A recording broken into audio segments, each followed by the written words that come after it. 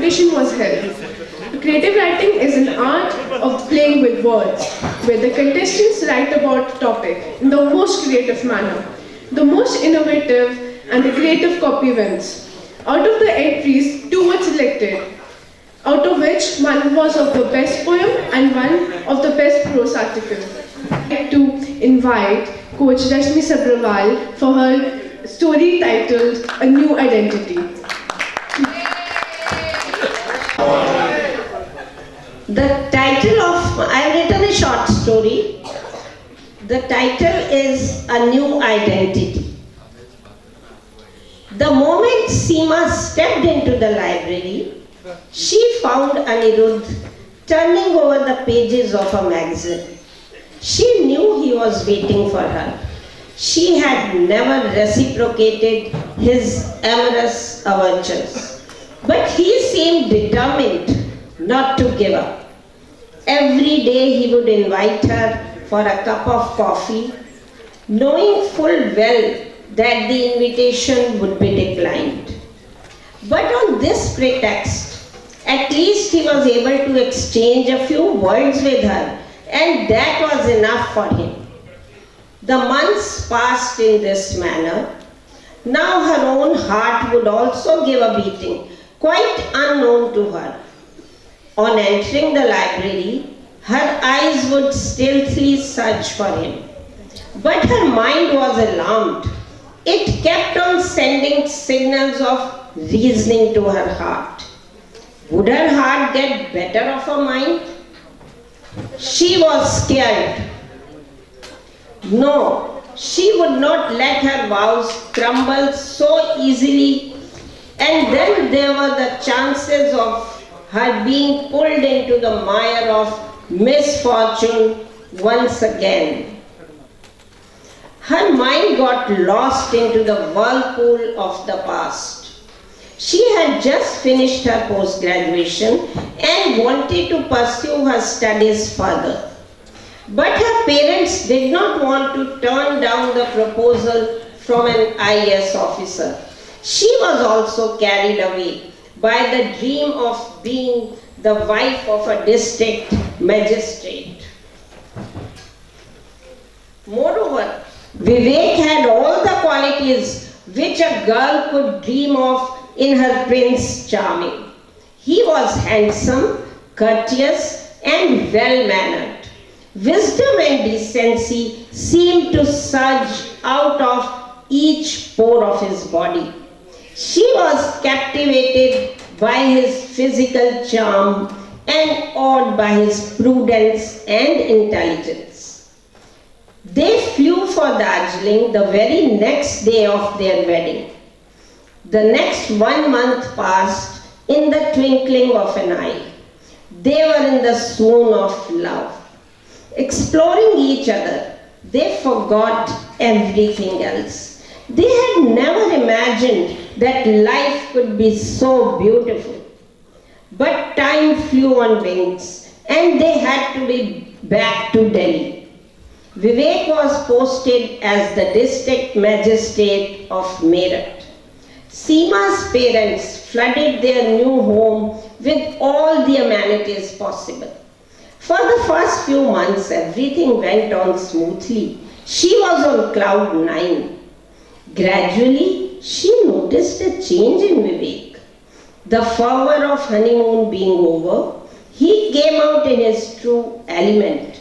His claim to be a teetotaler proved absolutely false. She found that he relished drinking. She had a great revulsion for drinks and drunkards, and she made it clear to Vivek.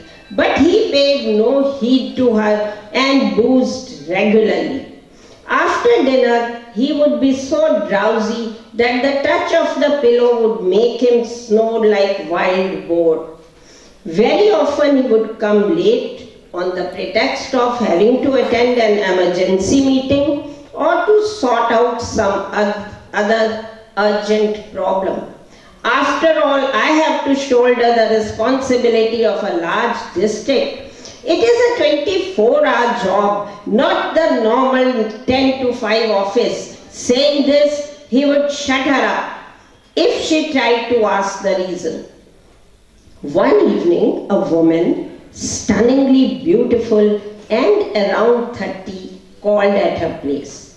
"Yes, what can I do for you?" Seema asked, making her comfortable. "Madam, I don't know how to begin," she said hesitatingly. "Relax, relax. I'll get you some water," said Seema, consoling her. No, I can't stay for long," she said with fright in her eyes. "Then tell me what your problem is," asked Seema. "Ma'am, your husband," she said timidly. "What happened to my husband?" asked Seema, quivering with trepidation. "I think that you are not aware. He uses his power and position to trap innocent women and then throws them like a chewing gum after extracting all their sweetness." She was breathless. "I am one of his victims," she continued, and left immediately. For Seema, it was the confirmation of the doubt she had already been sensing. She lay down on the sofa like the broken branch of a huge tree. She was thrown straight from cloud 9 to the abysmal depths of the earth. It was as if some membrane had been torn in her, so she was not an entity who could think and feel. But she felt that something was inside her which was beckoning her to rise to the occasion and control the situation. Vivek returned as usual in inebriated state, unsteady both in mind and body. She stood like a rock and looking straight into his eyes asked, "Where are you coming from?" He also raised his voice, "Who are you to ask me? I'm your wife, not one of your keeps. If this goes on, I will leave you forever," she retorted firmly. "There is no dearth of women for me. I am the lord of a huge district. If my ways don't suit you, you may leave just now." He kept no secrets. She was aghast. She had never expected that her home would crumble in front of her eyes like the mound of sand. She went out into the garden. The tranquility of the night ironed out the creases of her agitated mind, and with clear vision and perception, she decided to leave her incorrigible husband. As soon as a faint glow of light appeared on the horizon, she left the house, leaving a dark phase of her life behind. A divorce came through easily with the consent of both. Motivated by her parents, she joined MPhil and threw herself into studies with gusto. Her top position secured for her the job of a lecturer in a college. She also started her research.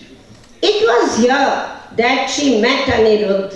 He was short and dark, but had keen, bright eyes. He was meticulous, intelligent, and above all, cool, dispassionate, and sober. In her heart of hearts, she admired his level-headedness, equanimity, and temperance. It seemed as if a fresh bud had sprouted in the otherwise barren garden of her heart.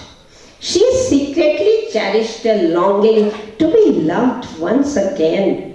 Could there be a new beginning? Probably God had offered her another chance to start afresh.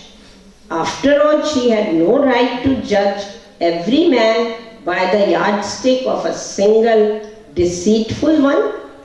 The image of Anirudh wandered in front of her mind's eye all the time. She was possessed with a maddening desire.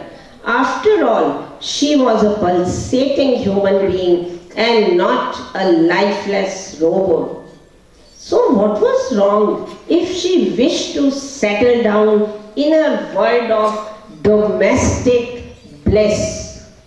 But the word domestic bliss sounded like the tolling of the bell, and she came back to the world of harsh reality.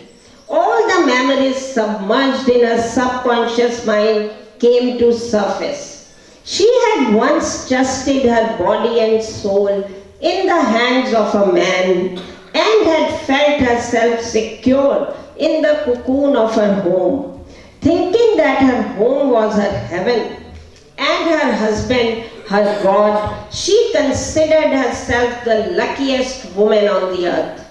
But wasn't her heart glowing with pride and warmth, crushed by her so-called God mercilessly? And she was left with no option but to leave her carefully tended heaven. Now that she had found a new identity and a purpose of her life, how could she plunge into an alliance with a species called man? With one stroke, she brushed aside the idea of posing her faith in any man, be it Anirudh, Vivek, or anyone else. She was at peace with herself and desired not more than what she had, not more than what she had.